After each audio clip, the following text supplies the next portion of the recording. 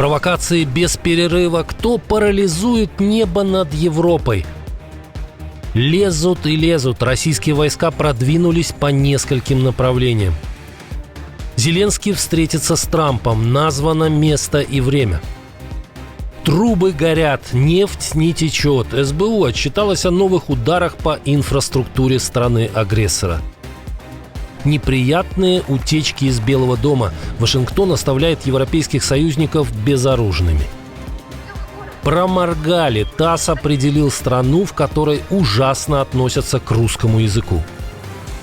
Золотые визы. Работать в США смогут только миллионеры. Почему этому радуются в Индии? И многое другое. Самые важные и срочные новости. Эксклюзивные подробности вы смотрите информационный выпуск «Нехта». Оперативно о событиях в Украине, России, Беларуси и мире. Раньше и понятнее других. Все, что нужно знать сегодня. Небо над Европой снова парализовано, но в этот раз не из-за очередных провокаций с проникновением российских истребителей или дронов в воздушное пространство соседей. Ряд крупных европейских аэропортов стали целью хакеров. Атаки подверглись лондонский Хитроу, берлинский Бранденбург и брюссельский аэропорт. Сотни рейсов отменены или задержаны. Пассажиры застряли в терминалах. Да, это, конечно, печально, но мы не одни, как мы здесь слышали. Сейчас так везде, почти везде.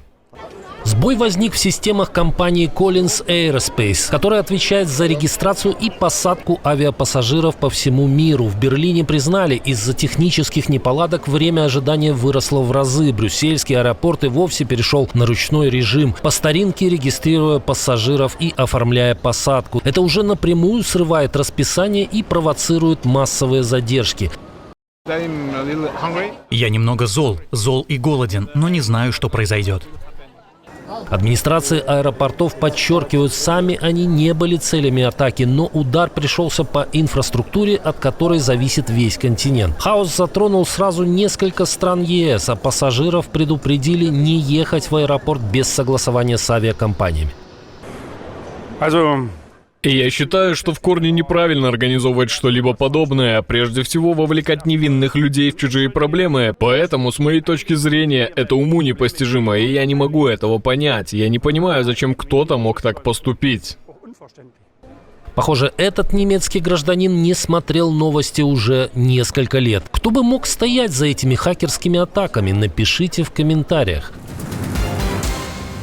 Тревожные новости с фронта. Проект Deep State фиксирует новое продвижение оккупантов. Россияне давят по 3 направлениям. Аналитики утверждают, что захватчики продвинулись у Катериновки в Донецкой области, это на Торецком направлении, возле Новониколаевки в Днепропетровской области и у Новоивановки в Запорожской, это Новопавловское направление. По данным Генштаба ВСУ, только за сутки зафиксировано 165 боевых столкновений. Наиболее ожесточенные бои идут под Покровском. Там произошло 50 атак. Украинские дроны не дают передышки российскому энергетическому сектору. СБУ и силы спецопераций ВСУ вывели из строя несколько ключевых станций нефтепровода Куйбышев-Тихорецк, по которому сырье идет к порту Новороссийск. Под удар попали станции Зензеватка в Волгоградской области, Совхозная 2 в Самарской и линейно-производственная диспетчерская станция Самара в поселке Просвет. На объектах вспыхнули пожары, перекачка нефти остановлена. Об этом рассказали источники в службе безопасности Украины. СБУ продолжает свою успешную работу по внедрению дроновых санкций против российских НПЗ и нефтеперекачивающих станций. Именно эта инфраструктура приносит в бюджет России нефтедолларовые сверхприбыли, питающие войну против Украины. Работа над перекрытием этих денежных потоков будет продолжаться и дальше. Владимир Зеленский анонсировал встречу с президентом США Дональдом Трампом. Она может состояться уже в ближайшие дни в Нью-Йорке во время Генеральной Ассамблеи ООН. По словам украинского лидера, переговоры будут посвящены обороне, бизнесу, технологиям и энергетике в отдельном блоке санкций против России и гарантии безопасности для Украины. Зеленский подчеркнул, Киев уже подготовил основу для системы гарантий, которую поддерживает Европа, но без США она работать не будет. Встреча с Трампом должна дать четкий сигнал, будут ли ли союзники готовы к таким обязательствам. Не исключено, что состоится и встреча первых леди Елены Зеленской и Мелании Трамп. Их тема – гуманитарные вопросы и судьба украинских детей, вывезенных Россией. Президент Украины также снова отметил, он готов к переговорам с Путиным в любом формате, но Москва демонстрирует полное нежелание садиться за стол. В этой ситуации встреча Зеленского и Трампа может стать ключевой точкой для выработки единой линии давления на Кремль. Тем временем из океана поступают очередные тревожные новости. Пентагон снова замораживает поставки некоторых вооружений, но уже не Украине, а европейцам. Об этом пишет The Atlantic со ссылкой на неназванные, но осведомленные источники. Замглавы Пентагона Элбридж Колби, по версии издания, прямо заявил в разговоре с Госдепом: США не могут позволить себе продавать европейцам комплексы Патриот. Их не хватает самим. По данным издания, Пентагон уже составил список дефицитных систем и готов блокировать их продажу союзникам. Сколько наименований там указано и насколько широким окажется запрет, не раскрывают. Для Европы это тревожный сигнал. Именно Патриот считается ключевым щитом против российских ракет и дронов. Теперь континент рискует остаться без критически важной защиты в момент, когда угроза с востока только растет. В свою очередь, Reuters пишет, что США планируют прекратить определенную помощь в сфере безопасности Латвии, Литве и Эстонии, государствам-членам НАТО, граничащим со все более агрессивной Россией. По словам собеседника агентства, представитель Пентагона Дэвид Бейкер проинформировал европейцев, что им нужно меньше зависеть от Соединенных Штатов. Под управлением Дональда Трампа администрация Белого дома будет фокусировать свое внимание на защите своей страны, а не восточного фланга НАТО. Ну как вам новости? Обязательно напишите. Наша команда существует благодаря вам. Поддержите ее, чтобы мы могли продолжать нашу работу.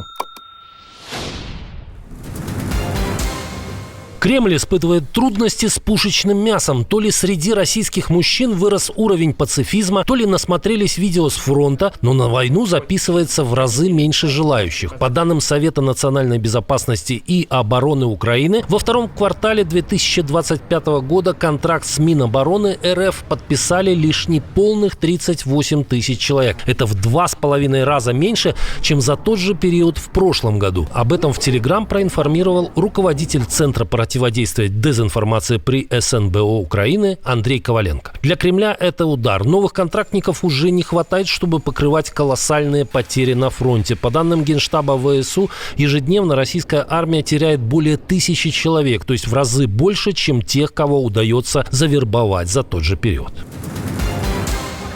ТАСС уполномочен заявить, пока Кремль гонит своих мужиков насаждать русский мир в Украине, выявлена страна, где русский язык сталкивается с наплевательским отношением большинства. И эта страна – Россия. К неутешительным выводам пришел Федеральный институт педагогических изменений после подведения итогов ЕГЭ 2025 по русскому языку. Удручающей картиной работники ведомства поделились с ТАСС. Более 50% школьников завалили простейшее задание на правописание «ни» и «не». В частности, лишь 46% сумели правильно решить упражнение на слово «недаром». И это только начало. Около 60% не справились с заданиями на твердые и мягкие знаки, а также на слитное, дефисное и раздельное написание слов. Почти половина ошиблась даже в «и» и «ы» после приставок. И на лихие 90-е такие результаты не свалишь. Все эти дети родились и выросли при Владимире Путине. Очередное решение Дональда Трампа, от которого можно онеметь даже тем, кого оно вообще не касается. Президент сделал рабочие визы в США дороже в 500 раз. Хозяин Белого дома подписал указ, который фактически переворачивает правила въезда для квалифицированных иностранных специалистов. Теперь компании обязаны будут платить за каждую рабочую визу H-1B $100 000. Это гарантирует, что люди, которых они привлекают, действительно обладают высокой квалификацией, их невозможно заменить американскими работниками. Таким образом, это защитит американских работников, но при этом обеспечит компаниям возможность нанимать поистине выдающихся специалистов и привозить их в Соединенные Штаты. До сих пор регистрация в лотерее обходилась в $215 плюс налоги. В итоге выходило не более 1500. Теперь плата вырастает в сотни раз. Указ вступает в силу уже 21 сентября и распространяется на новые заявки. Ежегодно по этой программе выдавалось 65 тысяч виз. Еще 20 тысяч получали иностранные выпускники американских вузов.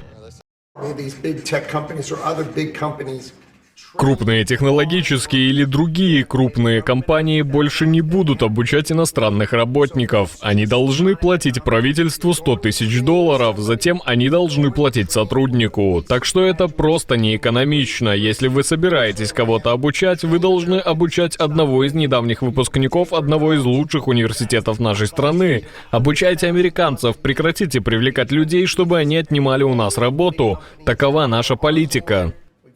Программа H1B всегда была ключевым каналом для притока талантов в США, особенно из Индии и Китая, на которые приходится более 80% заявок.